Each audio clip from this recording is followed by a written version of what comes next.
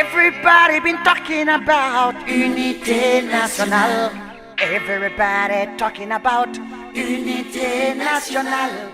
Everybody been talking about. Professeur Bamba Moriféré, vous avez été témoin des différentes mutations de la société ivoirienne. Vous avez été opposant au président Félix Houphouët-Boigny avec Laurent Gbagbo, Bernard Zadizaoro et bien d'autres intellectuels ivoiriens. Aujourd'hui, CI Benelux TV vous reçoit pour parler de l'histoire de la Côte d'Ivoire à travers vous, votre parcours, vos rencontres, depuis l'époque coloniale jusqu'à nos jours. Peut-on dire, professeur, que vous êtes un des pères fondateurs de la démocratie et du multipartisme en Côte d'Ivoire? Oui, j'ai participé à la lutte pour la démocratie en Côte d'Ivoire et j'ai pris ma part dans cette lutte aux côtés d'autres compatriotes, d'autres camarades. Et si on doit parler de paternité, oui, je peux dire modestement, humblement, que je suis l'un des pères de la lutte pour la démocratie en Côte d'Ivoire. Professeur, quelles étaient vos relations avec le président Félix Houphouët-Boigny? J'ai connu le président Félix Houphouët-Boigny quand j'étais étudiant, j'étais leader du mouvement étudiant ivoirien. Et très tôt, le président Houphouët-Boigny a reconnu mes qualités de dirigeant du mouvement étudiant ivoirien. Et en tant que représentant des étudiants, je les ai représentés auprès du président Houphouët-Boigny dans le cadre des relations entre les organisations syndicales ivoiriennes et le président Houphouët-Boigny en tant que chef de l'État. D'abord en tant qu'étudiant,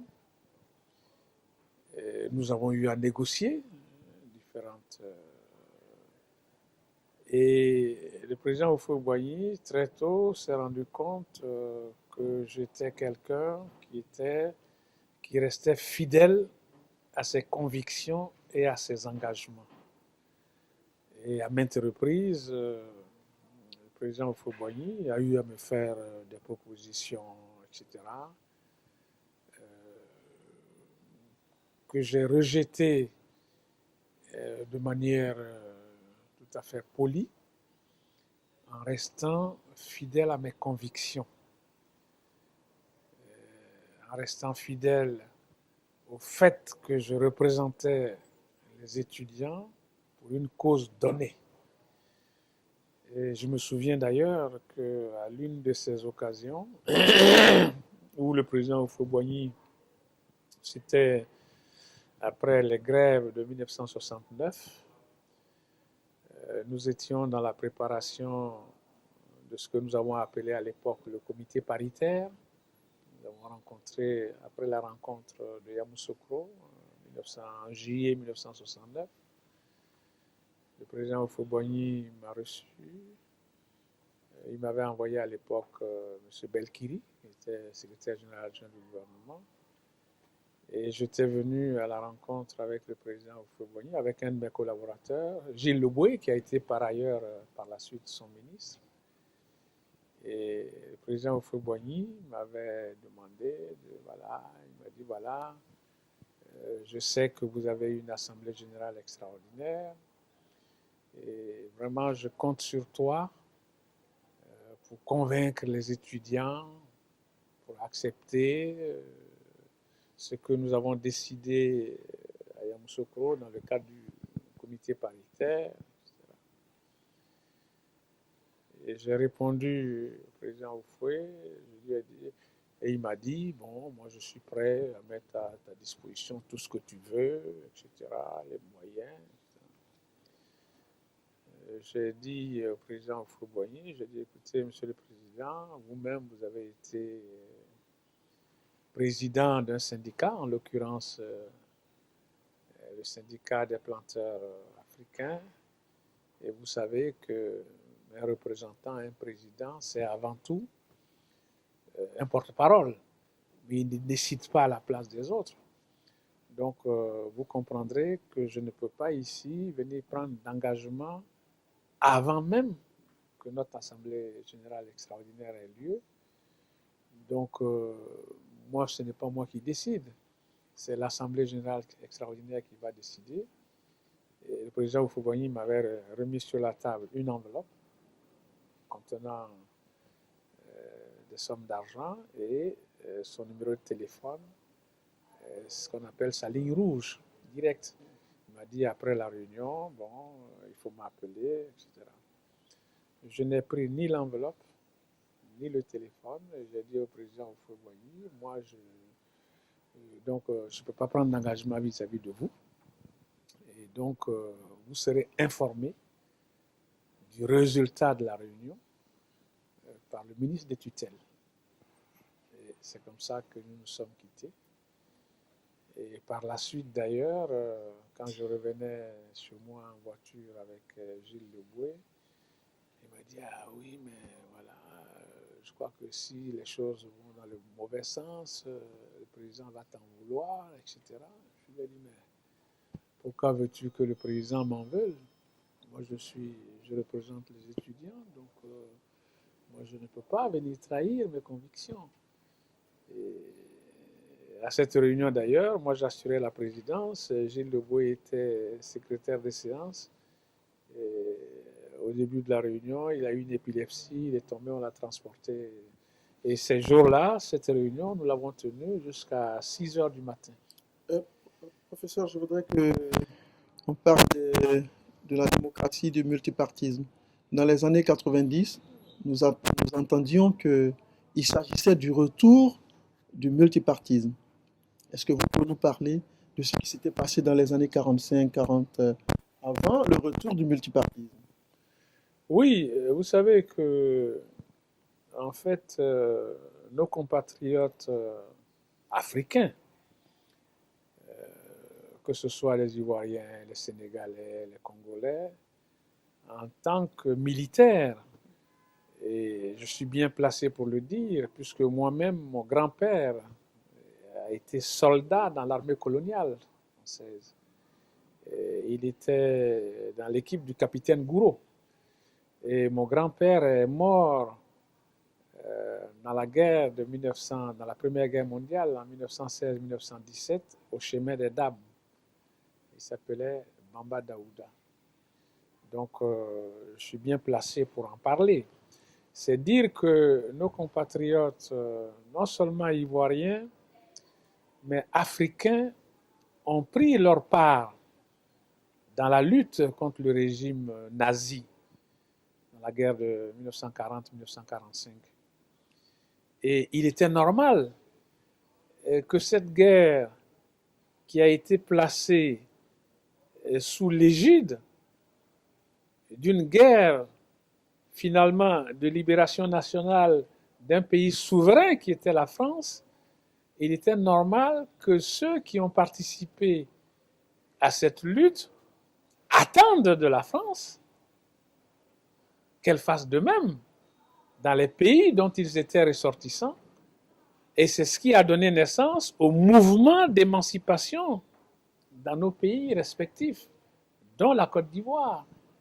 On se souvient d'ailleurs en 1944 de la révolte de Tiarogne au Sénégal, des anciens combattants qu'on appelait les tirailleurs sénégalais. D'ailleurs, on disait à mauvais escient tirailleurs sénégalais. Ces tirailleurs sénégalais représentaient les combattants de tous les pays d'Afrique noire, y compris de la Côte d'Ivoire. Et donc, c'est dans ce cadre-là qu'il y a eu un vaste mouvement d'émancipation des peuples d'Afrique noire, dont la Côte d'Ivoire, avec le soutien d'un pays comme les États-Unis, qui, vous le savez, a lutté dans le cadre de sa propre guerre d'indépendance contre le colonialisme britannique. Il en était de même du soutien de l'Union soviétique et qui a pris sa part dans la Deuxième Guerre mondiale.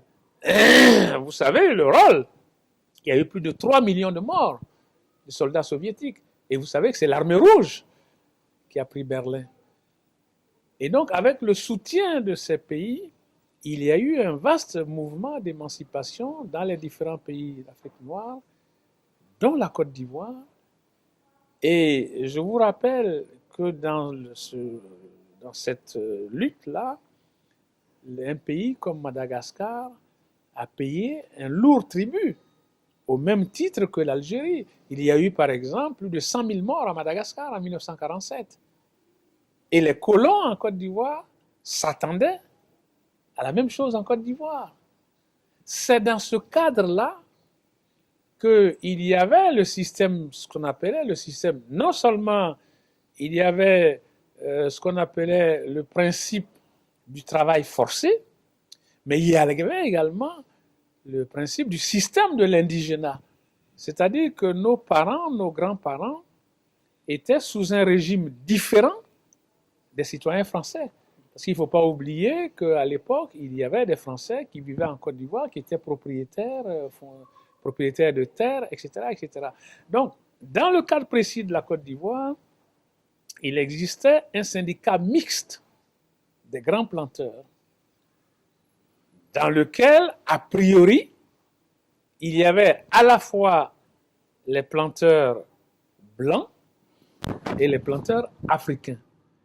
Mais il se trouve que les planteurs africains faisaient déjà, comment dirais-je, l'objet d'une ségrégation qui était inacceptable, selon le principe de l'indigénat. Et c'est dans ce cadre-là que le président Houphouët, qui était à l'époque médecin africain à Bangourou, a écrit « On nous a trop volé ». Et c'est comme ça qu'en juillet 1944, les planteurs africains se sont réunis et ont créé le syndicat agricole africain, qui était différent du syndicat mixte qui existait déjà, pour défendre leurs intérêts. Et mon père faisait partie de ces premiers qui ont mis en place le syndicat agricole africain en Côte d'Ivoire en juillet 1944 sous le gouverneur Latrille, qui a favorisé à l'occasion, parce qu'il ne faut pas oublier que pendant cette période, c'était déjà la libération de la France et que déjà il y avait un gouvernement provisoire de la République française dans lequel siégeaient non seulement les partisans de De Gaulle, mais également ceux de la SFIO, qui était l'ancêtre du Parti socialiste français, et du Parti communiste, qui avait à l'époque un essor important pour la part qu'ils avaient prise dans la résistance française à travers des gens comme Maurice Thorez, qui était à l'époque secrétaire général du Parti communiste français, et Jacques Duclos, qui était un membre éminent de ce parti et qui a dirigé ce parti d'ailleurs pendant la période de clandestinité. Donc en Côte d'Ivoire, le syndicat va commencer à être politicien. Absolument. Donc le syndicat agricole africain qui a été mis en place, parce qu'il ne faut pas oublier que le gouverneur Latrille était un gouverneur progressiste. Parce que par le fait de la naissance du gouvernement provisoire de la République française avec De Gaulle, la SFIO, le MRP, les radicaux et les communistes, il est clair qu'il y avait un certain nombre de fonctionnaires qui n'étaient pas de la même mouvance que les gaullistes, qui ont pris pied et dont certains sont devenus gouverneurs. Et le gouverneur Latrille était un de ces gouverneurs progressistes et c'est lui qui a favorisé la mise en place du syndicat agricole africain. Et donc, c'est ce syndicat agricole africain qui a été le vivier de la lutte pour l'émancipation de nos populations et pour la défense des intérêts des planteurs africains. Et c'est à partir de là que, parallèlement, les premiers syndicats des salariés ont commencé à se mettre en place avec quelqu'un comme Gris Camille, qui a été premier secrétaire général des syndicats des salariés du port, etc. Et c'est dans ces conditions-là, sur la base de ce vivier, Everybody been talking about unité nationale. Everybody talking about unité nationale. Everybody been talking about unité nationale. Everybody talking about unité nationale.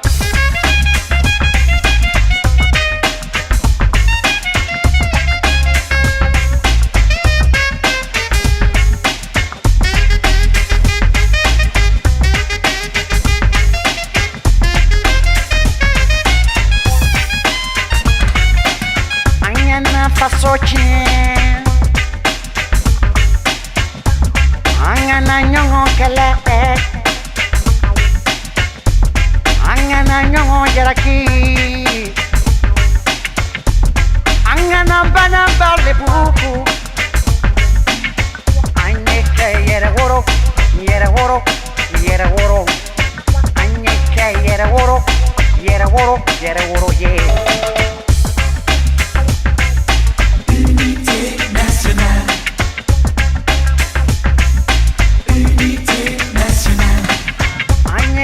Héritage préservé. Héritage préservé. Agna, héritage préservé. Héritage préservé.